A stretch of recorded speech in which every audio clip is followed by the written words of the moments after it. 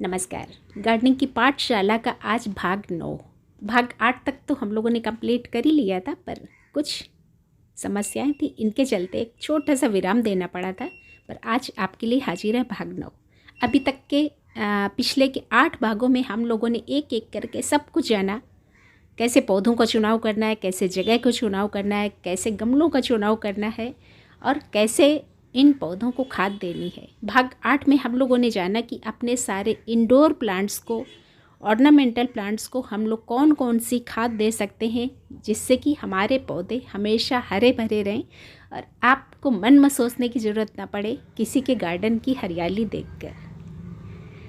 तो बाकी के अभी तक के जो भी 8 भाग मैंने शेयर किए हैं, तो जिन लोगों ने नहीं देखे या देखना चाहते हैं तो वो लोग देख सकते हैं, क्योंकि यहाँ पर सब कुछ A to Z गार्डनिंग की श्रृंखला चालू है।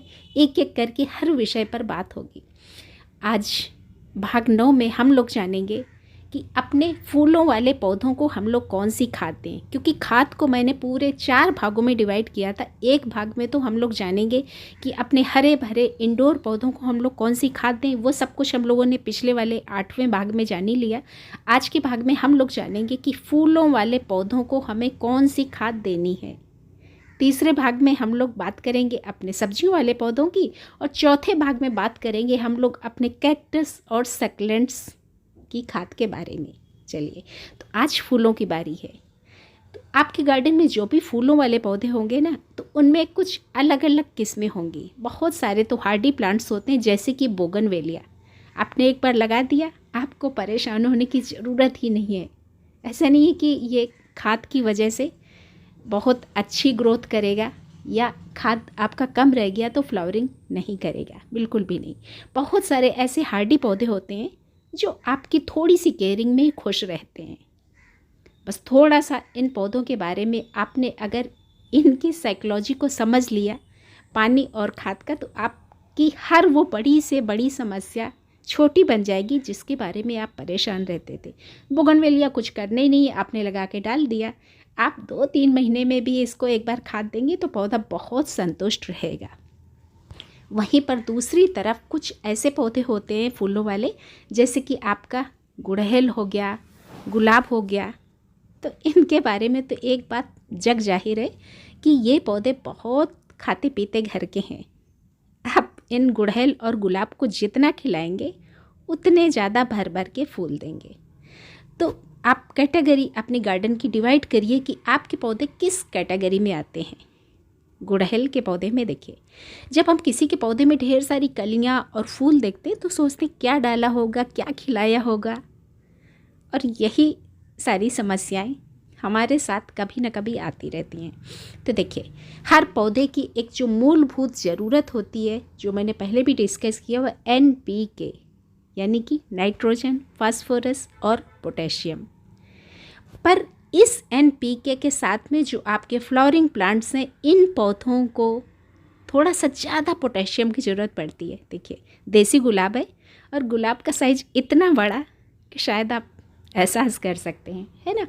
तो जो आपके फूलों वाले पौधे हैं आपके गार्डन में, उन सब पौधों को आप पोटेशियम की मात्रा ज़्यादा रखेंगे। सिर्फ पोटेशियम की बात मैं नहीं कर रही हूँ, NPK आप हर पौधे की ज़रूरत को पूरा करेंगे, पर साथ ही साथ जो फूलों वाले पौधे हैं उन पौधों के लिए एक्स्ट्रा आपको पोटेशियम देने की ज़रूरत पड़ती है।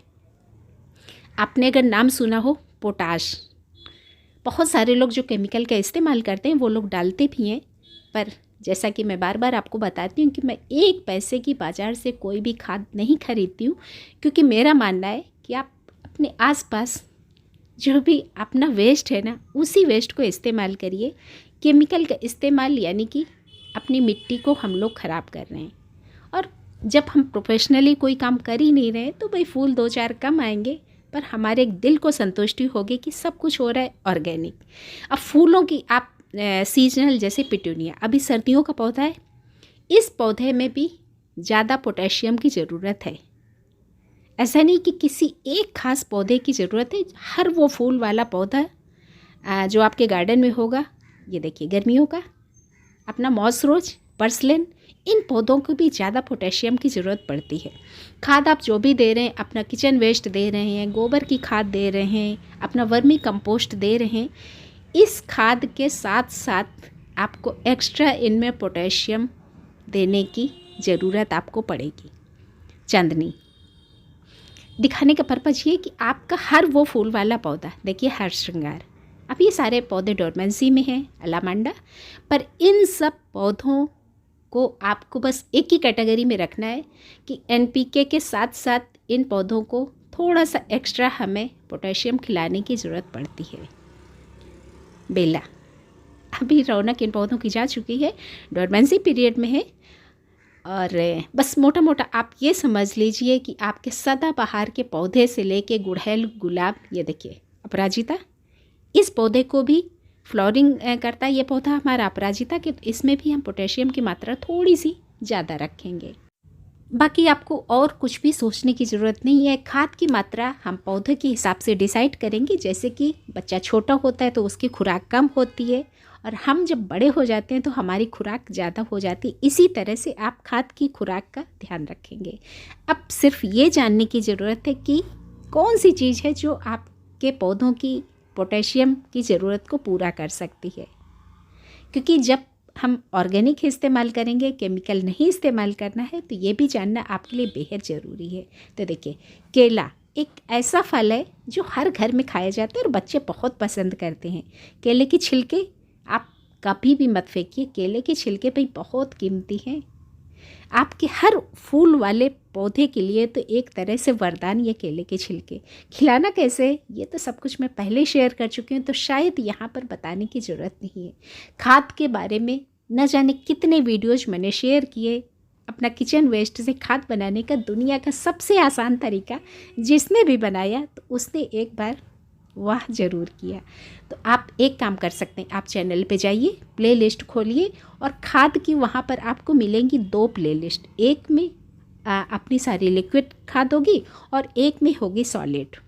और यहाँ पर जो जो मैं आपको दिखा रही हूँ पिक्चर्स, ये सारे फ्लावरिंग प्लांट्स से ही रिलेटेड खाद के थंबनेल हैं, तो आप अपनी ज़रूरत के हिसाब से देख सकते हैं। प्याज के छिलकों से खाद बनानी है, लिक्विड बनानी है, सॉलिड बनानी है, चाय की पत्ती से खाद बनानी है, या फिर अपने इन केले के छिलकों से खाद बनानी है। फूलों वाले पौधों के लिए आप ये जो केले के छिलकों से बनाते हैं और प्याज के छिलकों से बनाते हैं, ये आप अलग कैटेगरी में रखिए। प्याज के छिलकों की खाद, केले के छिलकों की खाद, चाय पत्ती की खाद, ये खास तौर पे आप अपने फूलों वाले पौधों के लिए रखिए। हाँ, सरसों खली से जो खाद बनाते हैं वो भी फ्लावरिंग प्लांट्स में बेहद लाभदायक। सारी खादें कैसे बनानी है, कैसे इस्तेमाल करना है, इन सब के सेपरेट वीडियोज मैंने ऑलरेडी शेयर किए हुए, तो जिन लोगों को आइडिया नहीं है तो वो लोग वीडियोज देख सकते हैं। सब कुछ यहाँ पर बताना नामुमकिन होगा। तो मेरे ख्याल से आपको अब कोई समस्या नहीं होगी। हाँ, प्ले लिस्ट ढूंढने में या किसी तरह की कोई भी समस्या आती तो आप लोग लिंक्स मांग सकते हैं, और उम्मीद करूँगी कि अब फूलों को लेके आपकी समस्या नहीं रहेगी। वीडियो अच्छा लगा तो लाइक करिएगा, सभी अपनों को शेयर कर दीजिए जो लोग गार्डनिंग की शुरुआत करना चाहते हैं, और मिलते हैं फिर 10वें भाग में। तब तक के लिए धन्यवाद। चैनल की घंटी नहीं बजाई तो वो भी बजा के ही जाइएगा। धन्यवाद।